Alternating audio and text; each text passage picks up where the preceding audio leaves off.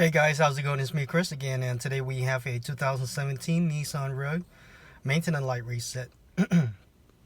Now we're going to be using these buttons over here: left, right, up, down, enter, and back.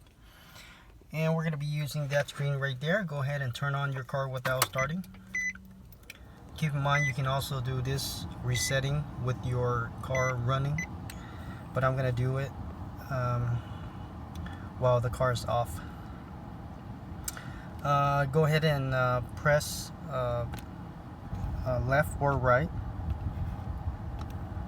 to go find your page, which is here in the setting, and go ahead and scroll down to maintenance.